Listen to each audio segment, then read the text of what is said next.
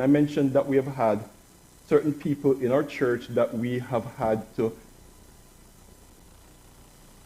put under Christian discipline for whatever reason, and in all the cases I can think about, except one.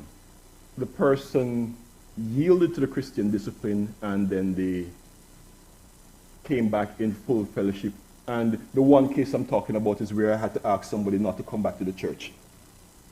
And the reason I had to ask the person not to come back to the church is after he broke up with his wife, and because he had an affair, he was bringing the other girl into the church. And he not only brought the other girl into the church, but he sat with her in the front row. And the other woman that he divorced was still in the church. And I said, don't come back. Because I have to help to protect the flock. So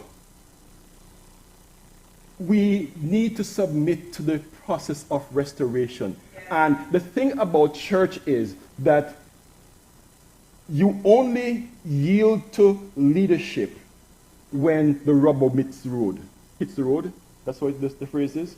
And so if everything is fine and you are yielding to leadership, but when something goes wrong, you don't yield to leadership. You aren't looking for a covering of a pastor. You are looking for a cover-up.